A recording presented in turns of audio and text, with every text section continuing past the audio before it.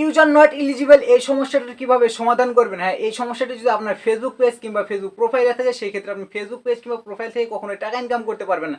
So এই ক্ষেত্রে আপনি এই যে ইউজার নট এলিজিবল এই সমস্যাটা কিভাবে রিমুভ করবেন এবং কিভাবে আপনি ফেসবুক থেকে মনিটাইজেশন অপশনটি চালু করে আপনি টাকা ইনকাম করতে পারবেন। সো সেই ক্ষেত্রে কিন্তু আজকে এই ভিডিওটির মাধ্যমে সেটাই দেখানোর চেষ্টা করবো। ফেসবুক পেজ কিংবা প্রোফাইলের সি ড্যাশবোর্ড থেকে আপনি এই যে দেখতে পারেন মনিটাইজেশন অপশনে গেলে আপনি কিন্তু এই যে ইউজার নট এলিজিবল এই অপশনটি দেখতে পারবেন। সো এটা মূলত বিভিন্ন অপশনে কিংবা বিভিন্ন কারণে আপনার এখানে আসতে পারে। সো এটি আপনি কিভাবে রিমুভ করবেন এটা কিন্তু অনেক মারাত্মক একটি জিনিস। সো ইউজার নট এলিজিবল এটা যতদিন আপনার ফেসবুক পেজ কিংবা প্রোফাইলে থাকবে কখনো ইনকাম করতে পারবেন না। সো এটি কিভাবে আপনি রিমুভ করে আজকে ভিডিওতে সেটাই দেখানোর চেষ্টা করবো। তো চলুন তাহলে ভিডিওটি শুরু করা যাক।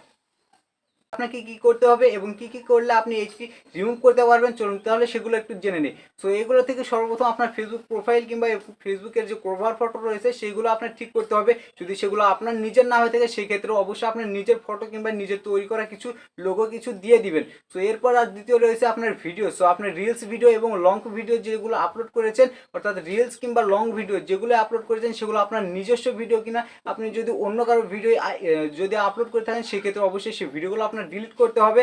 এবং এছাড়াও যদি আপনি ভিডিওতে যদি অন্য কোনো মিউজিক অ্যাড করে থাকেন অবশ্যই কিন্তু আপনি সেই মিউজিকওয়ালা ভিডিওগুলো কিন্তু অবশ্যই আপনাকে ডিলিট করতে হবে। সো আপনি যদি টিকটক থেকে কোনো ভিডিও যদি আপনি আপলোড করে দেন রিলসে কিংবা লং ভিডিওতে যদি আপনি আপলোড করেন সেক্ষেত্রে সেই ভিডিওগুলো আপনাকে ডিলিট করতে হবে। কেননা আপনি তো এখনও মনিটাইজেশন পাননি। যদি মনিটাইজেশন পাওয়ার আগে কোনো রিলস ভিডিওতে মিউজিক অ্যাড করেন কিংবা আপনি লং ভিডিওতে যদি মিউজিক অ্যাড করে ব্যবহার করে আপনি যদি ভিডিও আপলোড করেন সেক্ষেত্রে মনিটাইজেশন পাওয়ার সময় অবশ্যই আপনার সমস্যা হবে।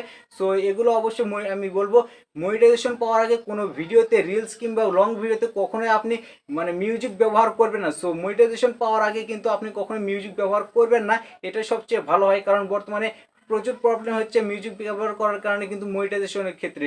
সো আপনি চাইবেন অবশ্যই মনিটাইজেশনের পাওয়ার আগে কখনোই মিউজিক ব্যবহার করবেন না কোনো ভিডিওতে। এবং তারপরেও যদি আপনি ভিডিওতে মিউজিক ব্যবহার করতে চান তাহলে অবশ্যই কিন্তু অনেক সেফটি কিন্তু আপনি যে ফ্রিগুলো রয়েছে ব্যাকগ্রাউন্ড মিউজিক সেগুলো কিন্তু আপনি ব্যবহার করবে।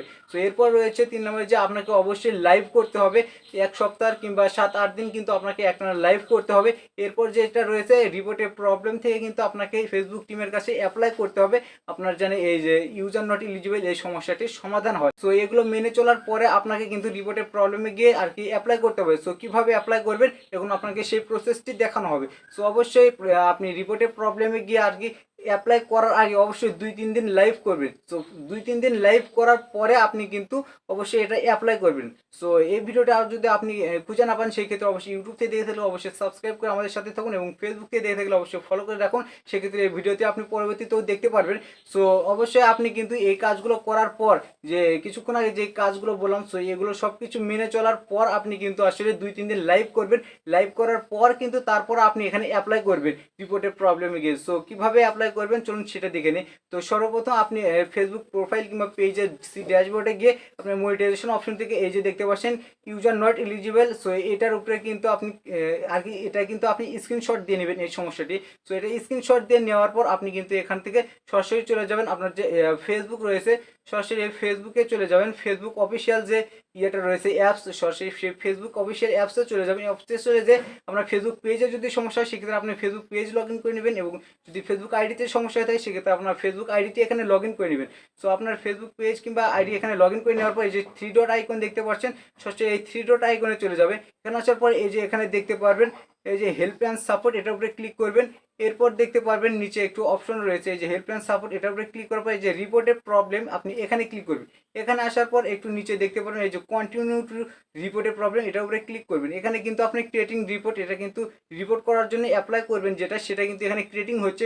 তো এখানে অল্প একটু ক্রিয়েটিং হবে, একটু 2-4 সেকেন্ড সময় নেবে। এরপর দেখতে পাচ্ছেন এরকম একটা অপশন রয়েছে এখানে এই যে ইনক্লুড এটার উপরে ক্লিক করে দিবেন।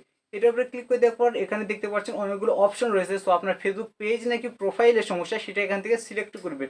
সো এই যে দেখতে পাচ্ছেন এখানে কিন্তু এই যে প্রোফাইল অপশনটি রয়েছে এবং এই যে দেখতে পাচ্ছেন পেজ সর্বনিম্ন পেজ অপশন রয়েছে। আপনার যদি পেজের সমস্যা হয় সেক্ষেত্রে এটা সিলেক্ট করবেন। তো এই প্রোফাইল সমস্যা হলে অবশ্যই প্রোফাইলের উপরে ক্লিক করে প্রোফাইল সিলেক্ট করবেন। এখানে কিন্তু এই যে দেখতে পাবেন describe this issue, describe the issue. So এখান থেকে কিন্তু আপনি আসলে এই সমস্যাগুলো যেটা রয়েছে সেগুলো সমাধান করতে পারেন। এই যে আপলোড ফ্রম ফোন এটার উপরে ক্লিক করে দিবেন। আপলোড ফ্রম এটার উপরে ক্লিক করে দেওয়ার পর এখানে আপনার গ্যালারিটা শো করে। সো সেই সমস্যা এই যে ইউজার নট এলিজিবল এটা স্ক্রিনশট দিলেন, এটা ছবিটা আপনি এখানে সিলেক্ট করে দিবেন।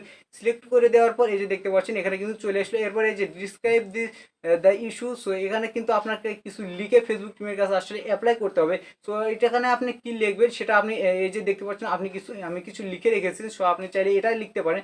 সো বর্তমানে যে আমার স্ক্রিনের যে লেখাটি দেখতে পাচ্ছেন, সো এটা আপনি স্ক্রিনশট দিয়ে রাখতে পারেন। সো হুবহু এটাই কিন্তু দেখে দেখে আপনি আর কি এখানে লিখতে পারেন, অ্যাপ্লাই করতে পারেন এটা লিখে। সো আর যদি আপনি নিজে চান সো সেক্ষেত্রে নিজেও অ্যাপ্লাই করতে পারেন নিজের মতো করে লিখে।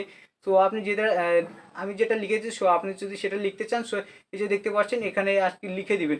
এখানে লিখে দেওয়ার পর হুবহু এখানে লিখে দিবেন। লিখে দেওয়ার পর এই যে ডান পাশে দেখতে পাচ্ছেন সেন্ড রিপোর্ট নামের একটি অপশন রয়েছে, সরাসরি এখানে ক্লিক করে সেন্ড রিপোর্টে ক্লিক করে কিন্তু এখানে রিপোর্টটি সেন্ড করে দিবেন। সো এরপর আপনি কিন্তু এখান থেকে ব্যাক হয়ে চলে আসবেন। সো সেই ক্ষেত্রে দেখতে পারেন সরাসরি এভাবে কিন্তু আপনি টানা কয়েকদিন লাইভ করুন এবং যে কন্ডিশনগুলো বললাম সেগুলো আপনি সব কিছু মেনে চলুন।